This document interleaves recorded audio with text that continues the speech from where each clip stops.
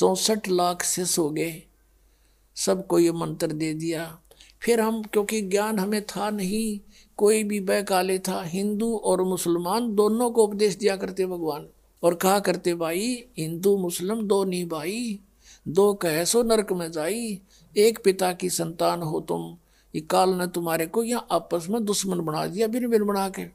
बुद्धिमान लोग थे, मानते भी थे, लेकिन भक्ति करने से जो उनको सुख हुआ नाम से, तो भले ही वो किसी मजहब में रह रहे थे, लेकिन भक्ति मालिक वाली करते रहे अंदर से। लेकिन कुछ समय के बाद क्या होता है इस प्राणी के साथ कि इसको सुख घना हो जाता है, क्योंकि मालिक सुखदाई है, ये दयालु परमात्मा है, इसकी जरा सी मेहर से इतना सुख हो जाता है, जीव बौंदल जाता है, विचलित हो जाता है। फिर कुछ दिनों के बाद क्या हुआ, धीरे धीरे परमात्मा से दूर हो गए। कोई कह दे नहीं भाई भगवान तो भगवान है, ये कबीर भगवान नहीं है, ये अल्लाह नहीं है, ये तो झूठ बोलता है। ठीक है तुम्हें सुख हो गया होगा, छोटा मोटा कोई सिद्ध पिद्ध होगा यू ऐसे। तो इस तरह उन्होंने, हमें ज्ञान ना होने से अपने मजहब के लोगों ने परमात्मा से हमें पुनः दूर कर दिया, लेकिन उस मालिक का उद्देश्य था वो पूरा हुआ। हम परमात्मा को ना पहचान कर भटक रहे हैं, नहीं तो इतना आसान है मोक्ष, इससे आसान वस्तु है कौन नहीं, और इससे आसान कोई काम नहीं। जैसे रोटी खाना बनाती है बहनें, बेटियां, माताएं, और कितना जुगाड़ जोड़ती हैं, अब गिनती भी ना हो, इतने आइटम इकट्ठे करने पड़ते हैं। परात कितना, फिर तवा, चूल्हा, लकड़ी, तेल है, और फिर कटोरा, फिर चम्मच, फिर नमक, मिर्च, नरी आइटम इकट्ठी करके, और फिर आटा बनाना, फिर सब्जी काटना, छोंक लाना है। और इसी गर्मी हो चाहे सर्दी, उसमें वो चाहे वर्षा हो।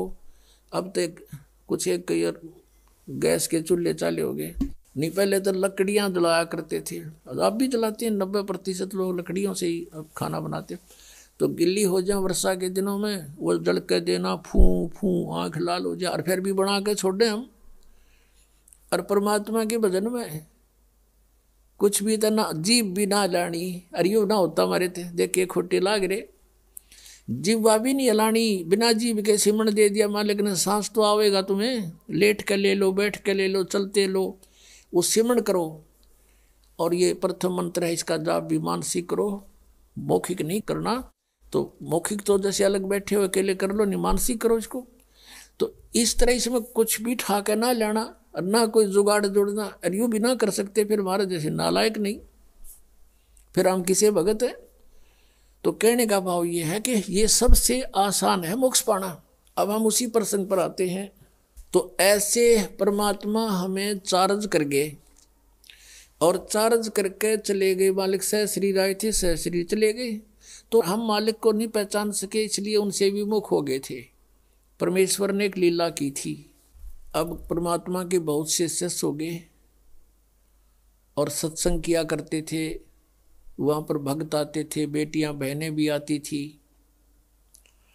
तो जब हमें सुख हो जाता है तो हम अपने परमात्मा में भी दोष निकालना शुरू कर देते। ये मन की आदत है, मन चाहता है इसे दूर करूं किसी प्रकार परमात्मा से।